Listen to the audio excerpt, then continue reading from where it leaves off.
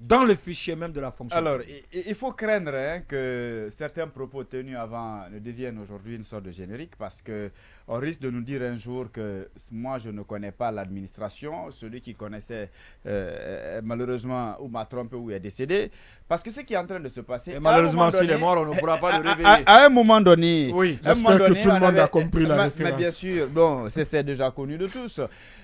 Aujourd'hui, on l'a dit et on ne cessera pas de redire. Et lui-même, il vient de découvrir.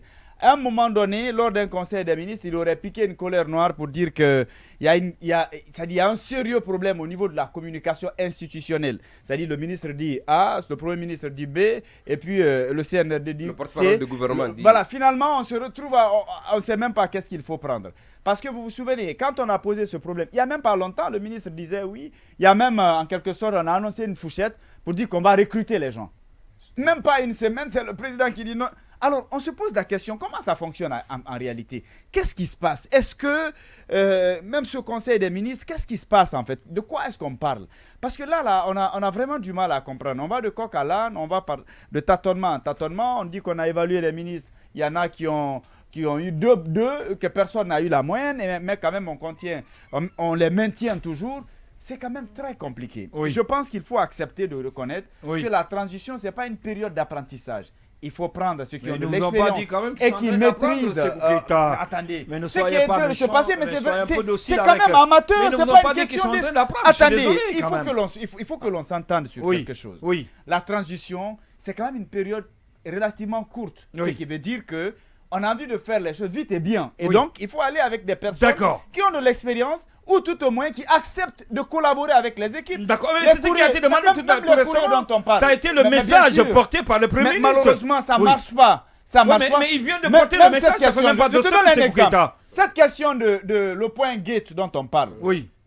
Est-ce que vous pensez que si les directeurs avaient pris la peine d'échanger avec leur cabinet, d'examiner les contours même de ce truc, il y en a qui allaient lui dire attention, il y a tel problème. Non, je vous disais que c'est passé à mon niveau. C'est venu à mon niveau, mais ça n'a pas passé. Ne m'amène pas à parler si tu veux, je vais dire. Voilà, ne m'amène pas à parler dans ce studio. Je pense que.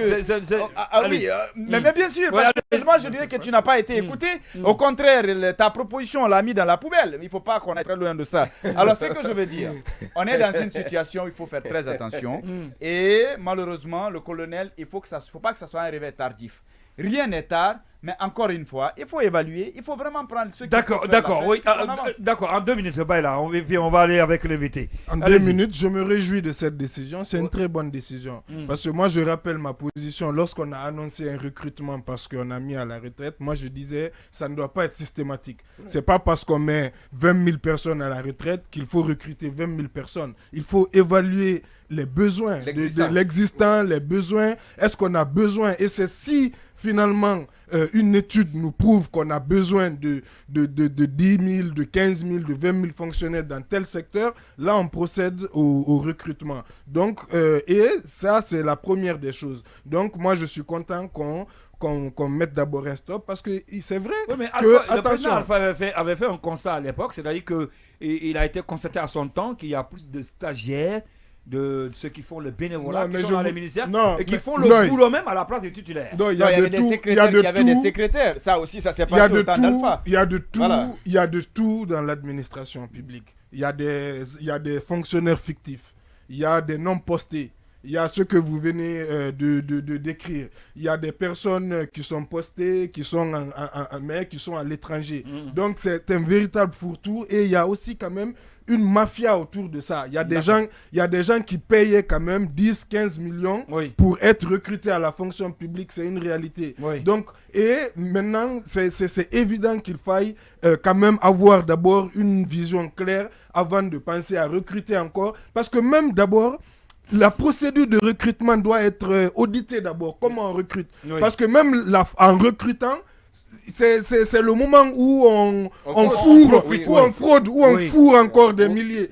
Donc même ça, il faut d'abord revoir la procédure de recrutement, de mécanisme, avant même de faire le recrutement. Et je constate aussi qu'ils annoncent justement, par exemple, d'ici mars 2023, l'obligation pour les fonctionnaires d'avoir leur carte d'identité biométrique, et qu'à partir de mars 2023, ça sera d'ailleurs ça sera ça ou pas de salaire en gros. Donc moi je pense que c'est une bonne chose, il faut aller vers cela, et ce qu'on peut regretter, c'est que un an après, on va dire, quasiment un an après l'arrivée du CNRD et 10 mois peut-être, on n'a toujours pas de visibilité sur ce travail qui est fait à la fonction publique de nettoyage. On a besoin de savoir ce qui a été fait. Mais il y a un petit problème.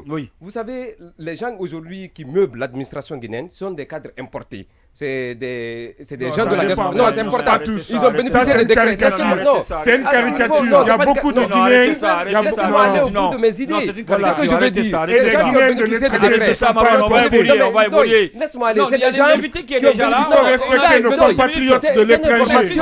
C'est important. Vous ne voulez pas. Non, tu n'as pas compris. Il ne faut pas les qualifier d'importés. Des gens qu'on a importés. Qui sont intégrés à la communauté de l'étranger sont aussi légitimes. Je ne veux pas permettre l'expression. Non, ils ne sont pas importés. C'est des intellectuels quand même qui viennent apporter leur passion pour le développement du pays. Non, on va continuer, on va évoluer, Marouane. Ce que je vais dire alors, on a pris des gens. Vous ne pouvez pas dire qu'ils sont importés quand même. Oui.